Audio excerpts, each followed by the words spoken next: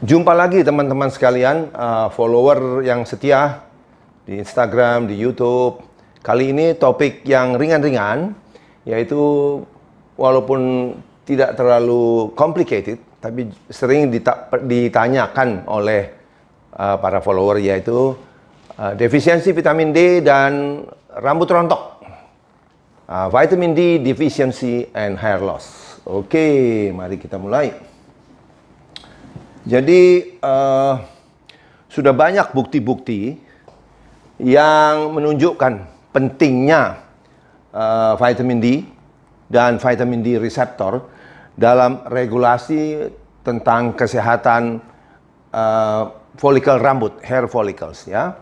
Di tahun 2013 ada penelitian dari Cairo University di Mesir ya, di Egypt, bahwa dikatakan vitamin D dan ferritin. Jadi level vitamin D dan ferritin itu jauh lebih rendah pada wanita dengan keluhan rambut rontok daripada wanita-wanita yang tidak punya keluhan rambut rontok.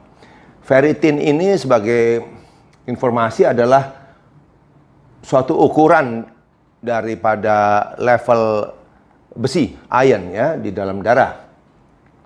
Dan ada ditemukan hubungan langsung antara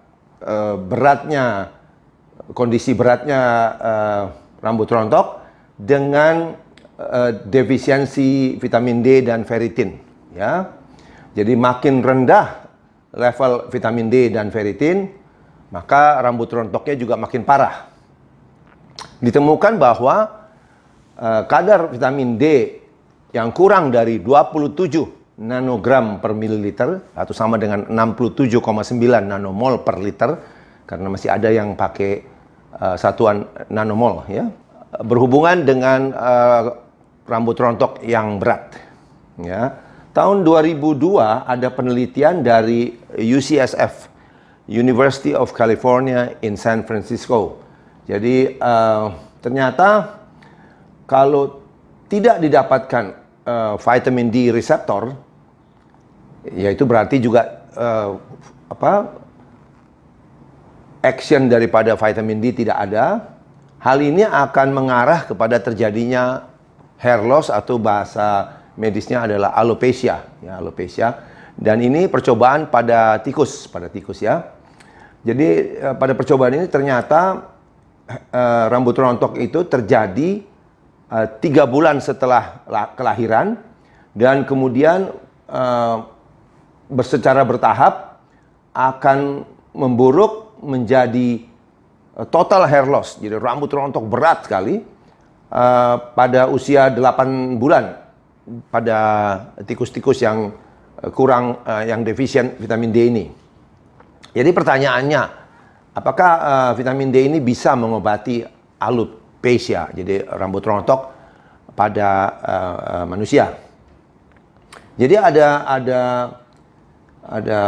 case report ya, laporan kasus tahun 2012 yang dipublikasikan di Annals of Dermatology.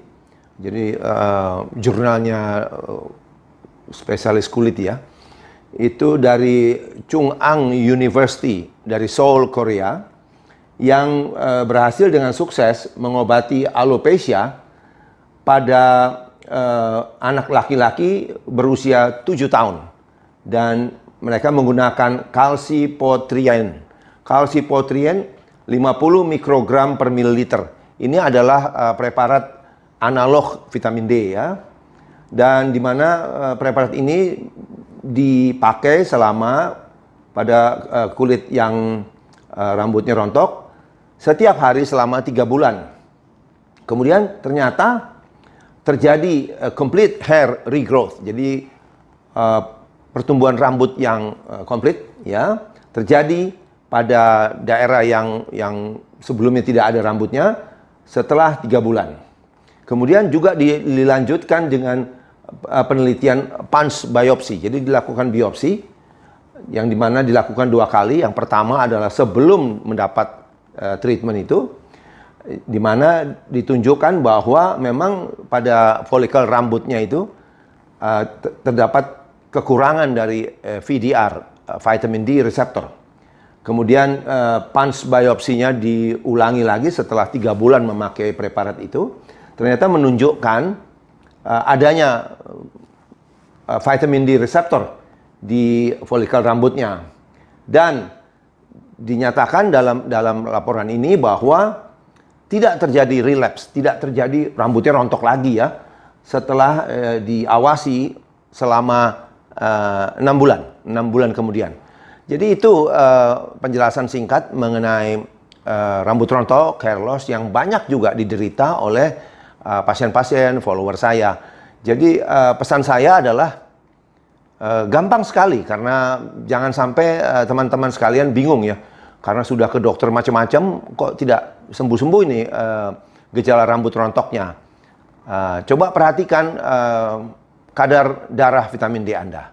Seperti biasa, kalau ada pertanyaan berapa, ya tentu kita kembali ke undang-undang dasarnya, yaitu coba buat kadar darah vitamin D-mu dalam keadaan optimal.